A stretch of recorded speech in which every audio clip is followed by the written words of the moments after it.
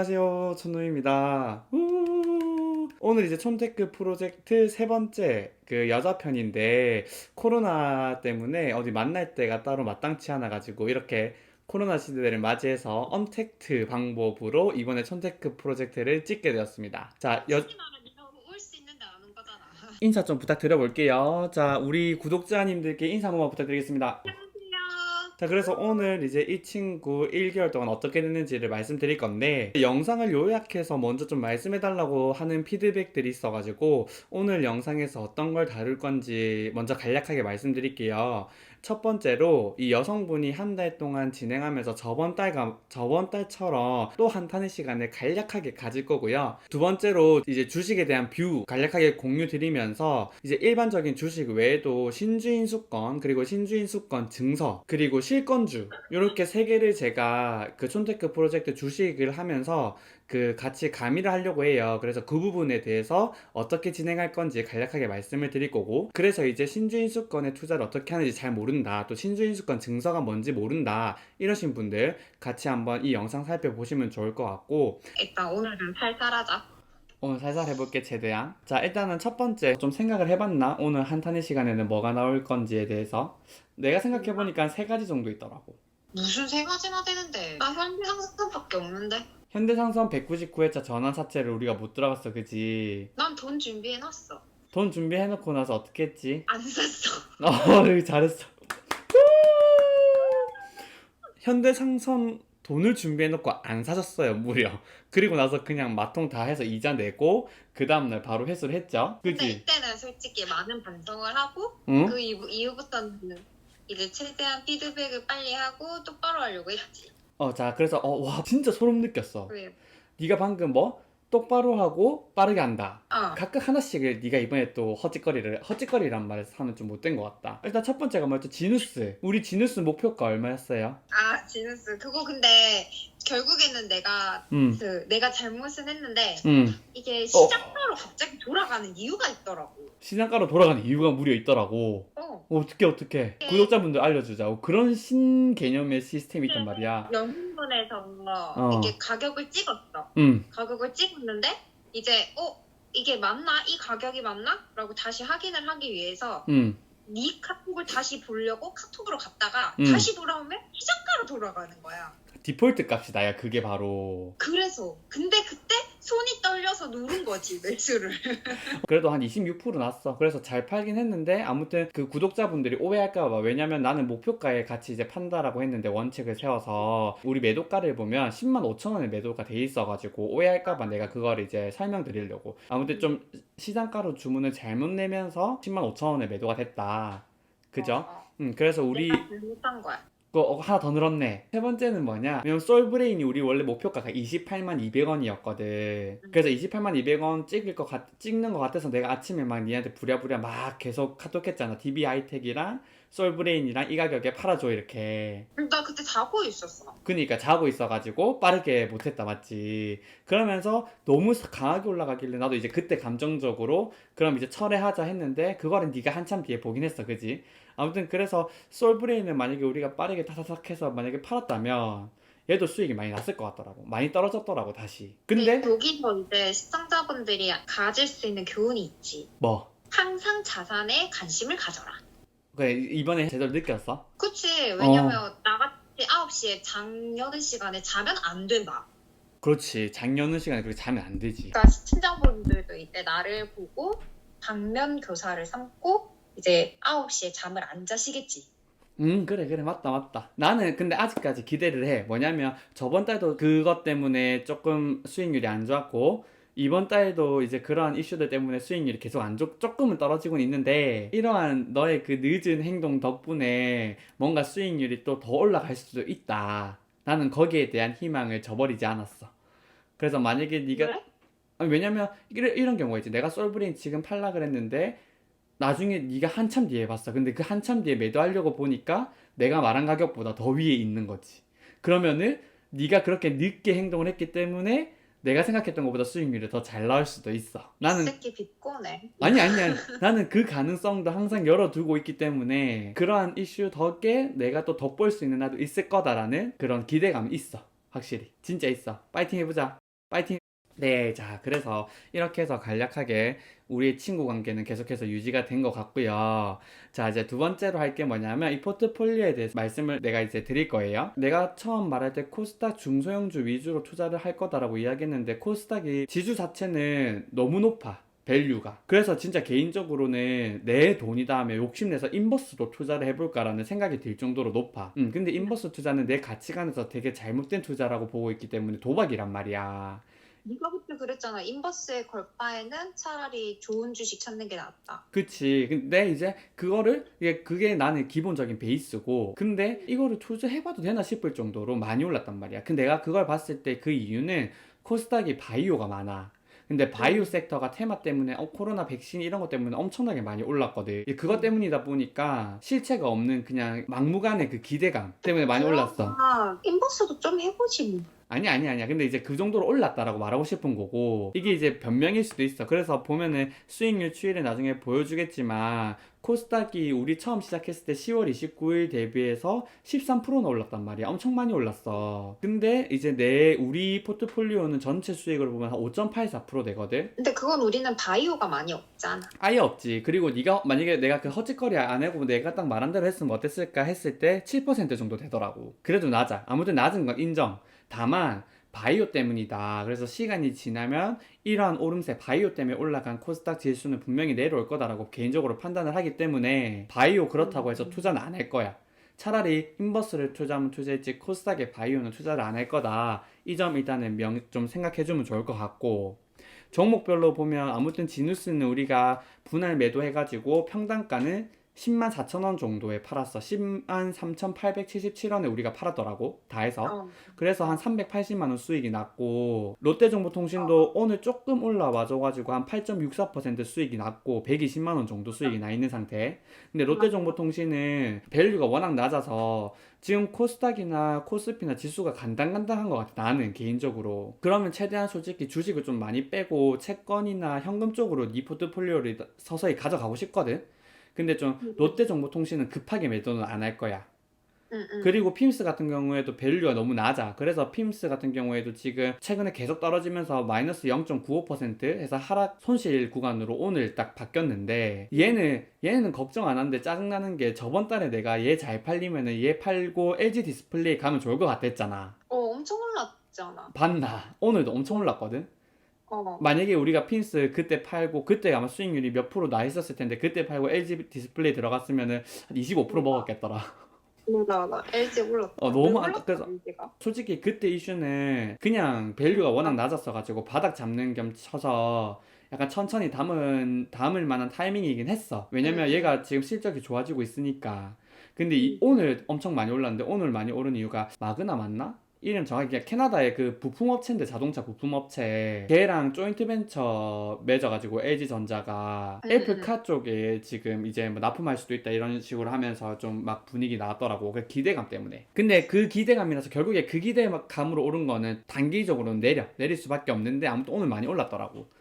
그래서 좀 아쉬웠고, 근데 아무튼 핌스도 가져갈 거고, 미투젠도 최근에 조금 올라서 5% 상승돼 있는데, 우리 얘는 배당 때문에 투자를 했던 거란 말이야. 배당 같은 경우에는 31일 기준으로 네가 가지고 있으면 돼서 29일 날 팔아도 돼. 그래서 나 웬만하면 29일 날 미투젠은 팔 거야. 아, 그래? 수익 구간이면 29일 날 팔고, 배당 성향이 40%로 결정난 걸로 알고 있는데, 그럼 그 배당은 어차피 2월 3월 되면 들어오거든.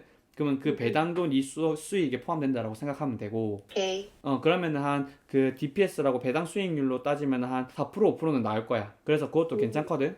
그래서 괜찮고, DB하이텍은 우리가 반 매도했죠. 얘는 네. 그래도 38,900원에 잘 매도했고, 이제 네. 43,000원대 되면 이제 완전히 엑시트 할 거야. 지수가 너무 불안불안하다, 매크로 이슈가 너무 불안불안하다 하면은 이 정도 가격에서 좀 급하게 매도할 수도 있어. 43,000원 안 돼도. 그래서 그 부분 일단 참고해주고, 파마 같은 경우에는 많이 안 올라와 있는데, 내가 봤을 때 얘는 크게 들어가도 되는, 내 개인적인 돈이면 분산 투자를 안 한다라고 했을 때는 솔직히 이 가격이면 뭐 한 억 단위로만 들어가도 나는 크게 문제 없어 보이거든. 그래서 만약에 여기서 조금 더 내려간다라고 하면 이 수익 실현한 거 웬만하면 파마 리서치 쪽으로 좀 몰아볼까 생각 중. 그래서 이 부분은 그냥 참고만 좀 해주고, 솔브레인 같은 경우에 아무튼 28만 원에 우리가 한번 못 팔긴 했는데 조금 일단 기다려 보자고. 뭐 이슈들은 있어. 뭐 대기업에서 인수한다 뭐 이런 이야기도 있는데 정확한 건 아니라서 나도 안 몰라. 뭐 이게 뭐 미공개 정보인지도 모르고 사실인지도 모르고 그냥 막 들리던 소문이 있더라고 그런 게. 그래서 솔브레인은 좀 천천히 보다가 28만 원 되는데 그때처럼 세게 올라간다라고 하면 30%나 50% 분할 매도할 거고, 그게 아니면은 일단 28만 원 정도 되면 전량 매도하던가 좀 그런 엑시 전략을 그때 가서 분위기 보고 결정할게. 그리고 우리가 이제 이번에 워런트는 이미 샀어, 그치? 응, 샀어. 나 그것도 네가 그때 설명해주고 나서 다시 공부도 해봤어. 해봤어, 잘. 그래서 좀 알겠더나. 근데 그게 만약에 만약 걔네들이 주식을 추가 발행을 하면 응? 사실은 주식 가격이 거의 평균 한 30%는 하락을 하잖아. 평균 30%는 또 어디서 나 그냥 모르면 하락하잖아. 하락하는 게 일반적이잖아. 이렇게 물어봐라 임마. 인터넷에서 그랬다. 인터넷에서 신주인수권을 발행하면 보통 평균적으로 주식들이 40%가 하락을 한대. 제가 30%라 생각하지 말고 지금 기존에 발행되어 있는 게 1000만 주인데 이 1000만 주의 시가총액이 1000억이라고 가정을 해. 그러면은 이 지금 100만 주가 근데 지금 더 발행이 될 수가 있잖아. 그러면 뭔가 다른 상황이 다 변한 게 없다라고 했을 때, 아무것도 변한 게 없다고 했을 때 100만 주가 상장이 되면은 1100만 주가 되겠지. 이 1100만 주가 1000억이 돼야 돼. 아, 그러면 1100만 주의 가치가 1000억만큼 나눠지면 되겠네. 그치? 그러니까 시가총액이라고 하는 거는 총 주식 곱하기 주가거든? 1000만 주 곱하기 주가가 1000억이었는데 이제는 1100만 주 곱하기 주가가 1000억이 돼야 되니까 주가가 10%가량 떨어지겠지. 그치? 그러니까 그렇게 해서 주가 조정이 있을 수 있는 거고. 그러면 지금 우리가 산 해성옵티스는 몇 퍼센트 하락이 예상되는 거야? 아니야, 이미 근데 이번에 신규로 발행이 된 게 아니라 워런트는 1년 전부터 발행이 돼 있어서 그러한 오버행 일수는 이미 주가에 다 반영이 돼 있다고 보면 되고, 그냥 단순하게 해성옵틱스의 전망이 좋을 것 같다라고 하면 해성옵틱스의 주식을 사는 거고 워런트를 사거나, 만약에 이가 위험하다라고 싶으면은 그냥 투자를 안 하는 거지. 근데 얘네들이 이제 그냥 일반적인 휴대폰 모듈, 렌즈 모듈 회사에서 종합 렌즈 모듈 회사로 넘어가는 그 부분이 좋을 것 같다. 그리고 애플 쪽 이슈가 있어가지고 삼성전기, 그리고 삼성전기에서 해성옵틱스로 가는 그 라인에 대한 수혜 이슈가 터졌거든. 그래서 해성옵틱스가 추후에 계속해서 잘 갈 수 있을 것 같다라는 기대감이 있어서 일단 워런트에 500만 원 정도는 넣었어. 그리고 우리가 이미 500만 원 정도를 벌었기 때문에 워런트의 가치가 빵원이 된다고 하더라도 크게 문제 없다 해서 500만 원 일단 넣은 거고, 얘가 잘 가면 이제 대박, 못 가면 그냥 똔똔 이렇게 생각해주면 될 것 같아. 아, 그래서 500을 너가 넣었구나. 딱 500. 딱 소량 500에서 더 추가 안 할 거야. 500에서 우리가 넣었고, 내가 지금 결국에는 주식 투자하는 것도 우리나라 기업들이 버는 그 이익에 대비해서 밸류가 성장할 수 있는 그 룸이 더 있어야 투자할 매력이 있는 건데, 지금 코스피든 코스닥이든 지금 우리나라 기업들이 버는 돈에 비해서는 확실히 밸류가 많이 높아진 상황이야. 그러면 수익성인 ROE가 높아져야 되는데 ROE가 얼마나 높아졌는지 내가 확인을 아직 못했어. 그래서 이제 이런 부분을 좀 더 매크로적인 측면에서 공부를 한 다음에 매력이 없다라고 하면은 이제 신주인수권 뿐만이 아니라 신주인수권 증서, 진에어 저번에 투자해봤지? 그 신주인수권은 어떻게 나오는 거냐면은 막 요새 어려운 기업들 많은데 유상증자를 실시한단 말이야. 그럼 구주주 우선이라고 해서 네가 진에어를 그때 가지고 있는 상황에서 진에어가 유상증자를 하다 보니까 니한테 권리를 준 거야. 유상증자에 참여할 수 있는 권리를. 그럼 예를 들어 진에어가 8,000원에 거래됐는데 할인해서 7,000원에 유상증자에 참여할 수 있는 권리가 받은 거지. 그 권리를 뭐라 그러냐면은 신주인수권 증서라 그러거든? 근데 그 증서를 딱 가지고 있는데 구주주긴 한데 유상증자에 참여 안 하고 싶을 수 있잖아. 그러면 그 권리를 어떻게 해야 돼? 팔 수가 있어. 근데 딱 5영업일만 팔 수 있거든? 그래서 그러면 그 팔 수 있는 거래가 되는 그 시점에 내가 현재가랑 그 유상증자 참여할 수 있는 그 가격이랑 괴리를 생각해보고, 그 괴리랑 그 다음에 그 신주인수권 증서가 5영업일 동안 거래가 되는데 그 거래될 때 가격이랑 비교를 하면서 신주인수권 증서가 워낙 저렴하게 거래가 된다라고 판단을 하면 그 신주인수권 증서에도 투자를 할 거야. 내년에 일단은 티웨이 홀딩스랑 포스코 케미칼 이런 것들 있단 말이야. 그거랑 뭐 CS 윈드 이런 것들이 있는데, 이런 것들은 내가 계산해가지고 신주인수권 증서 상장일이 이날인데 내가 이때 딱 니 대기 타라 그러면 니는 그때는 진짜 빠르게 대기 타야 돼. 그래서 무섭다. 아니야. 근데 딱 오영업일이 정해져 있어서 이날 뭐 9시 정도만 집중해달라고 이야기해 줄 거야. 알겠어. 그래서 나 이제는 주식 팔 때마다 손 떨면서 파는. 안다. 제일제강 같은 경우에도 내가 말해줬지만 결국에는 지금 오늘 9,800원까지 올라왔거든. 내 많이 버는 거잖아. 네가 9,390원에 들어갔는데 9,800원이고 내가 봤을 때 1월쯤에 해가지고 제일제강 주식이 많이 안 떨어지면 채권 가격은 9,900원도 올라갈 수 있어. 그럼 9,900원 정도에 팔 거야. 그러면 나 궁금한 게 그러면 한 주당 내가 그러면 500원을 먹고 파는 거네? 9,390원당 500원을 먹고 판다고 보면 돼. 이해했어? 아무튼 우리 워런트까지 해서 수익은 564만원 정도가 났고 채권 같은 경우에 지금 제일제강 잘 해줘가지고 됐고 EDGC 같은 경우에는 그래도 지금 마이너스 2.4% 정도. 근데 이거 다 네팅하면은 채권 전체에서는 0.95% 수익이 났어. 0.95? 그 오빠는 8% 확보했으면서? 아니 그게 이제 뭐냐면 우리 여기서는 내가 그냥 진짜 평가 금액에 대한 자본 손익만 계산을 했고 이자는 계속해서 갖고 있으면 받을 거잖아. 이자 현금이 유입되면 플러스가 돼서 누적된다고 보면 돼. 이 제일제강 산 게 거의 한 9%짜리 채권이라고 보면 된다. 그럼 제일제강 1년 동안 갖고 있으면 9% 수익 나는 채권이다. 오, 센데? EDGC는 마이너스 0.5%. 근데 만약에 주가 오르면은 이제 수익 많이 나는 채권. 이렇게 보면 돼. 오케이. 알았지? 그래서 채권 같은 경우에 아무튼 0.95% 18만원 정도 수익이 나서 우리 촌테크 프로젝트 포트폴리오는 지금 가중평균 하니까 대략적으로 5.84% 정도 수익이 났다. 항상 주식이든 투자든 상대적인 수익률을 봐야 되는데 벤치마크 이거 가중평균 하니까 10.29% 정도 수익이 나. 그래서 우리가 꽤나 지금 못해서 얼마 정도 못했냐면은 대략적으로 한 4.8? 3.4% 정도 못할 거였는데 그런 이슈들 때문에 4.4%를 못했어. 근데 나는 느껴. 그러한 이슈로 또 수익이 플러스 알파가 되진 않을까. 이 12개월 중에 한 1개월 정도는. 이런 생각한다. 죽을래? 아무튼 그래서 이제 이러한 결과가 나왔고, 아무튼 구독자분들한테 뭐 이렇게 할 거다 다 이야기 해줬고. 아니 근데 어. 이렇게 우리가 1억짜리로 돈 굴리는 법을 알려주는 거잖아 사실은. 그 사람들은 니처럼 그렇게 막 사전에 지식을 얻을 수 있는 방법이 작잖아. 사실 쉽지만은 않는 것 같아.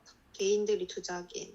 그치. 내가 이번에 말해준 것 중에 실권주, 신주인 수권, 그 다음에 신주인 수권 증서, 이런 것들은 쉬워. 실권주 내가 이야기 안 해줬나? 실권주도 투자를 할 건데, 실권주 같은 경우는 어떤 거냐면, 네가 지니어를 그때처럼 말한 것처럼 갖고 있었어. 근데 만약에 유상증자 참여를 안 했어. 그러면은 유상증자에 뭔가 네가 참여할 수 있었는데 그럼 이만큼의 그런 유상증자에서 청약이 안 됐을 거 아니야. 청약이 안 된 걸 실권이라고 그러거든. 미달난 거를. 그럼 그 실권을 모아가지고 추후에 한 번 더 청약을 받아. 일반인들 대상으로. 그러니까 구주주 말고.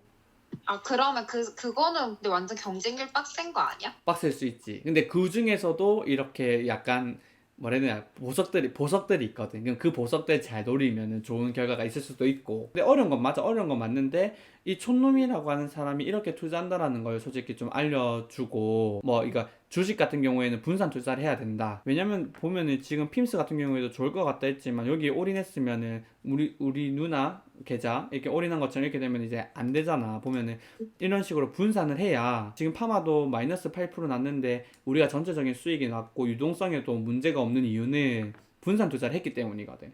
그러니까 이렇게 분산 투자를 하는 게 좋다라는 걸 알려주고 싶어서 가치 투자자도 중요하고 분산 투자도 중요하고 뭐 자산 군별로도 이제 분산할 필요가 있고 이렇게 분산하면서 투자하는데 수익이 나지 않냐. 그러니까 여러분들도 그렇게 하셔라. 이런 것들을 알려주고 싶은 거라서 여기서는. 근데 또 하나 더 있어. 뭐? 네가 백신이 개발되는 시기가 오면 주식을 조금씩 떼라고 했었잖아. 왜냐면 유동성 장세를 줄일 거라고 그 정부에서. 근데 지금 그런 시기가 아니야?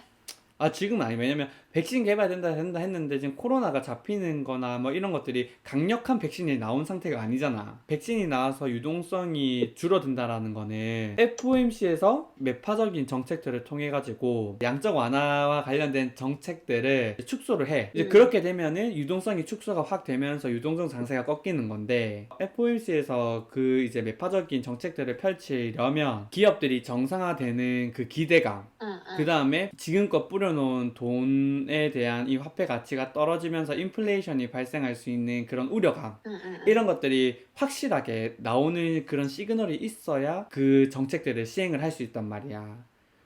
오케이. 지금은 아니야. 그러니까 이게 만약에 진짜 확신이 되면서 와, 코로나가 잡히고 있습니다 라는 뉴스가 뜨면 한번 출렁일 텐데 그때는 빼야 된다는 거지. 그때 안 빼고 좀 버텨보자 했다가 코로나가 많이 잡히면서 FOMC에서 통화 정책을 확대했던 것들을 축소했다라고 하는 순간 나는 이제 그때는 안 될 거다라고 보고 있지. 이제 지수는 많이 글로벌리 이제 충격을 받을 거다, 이렇게 아직까지는 보고 있어.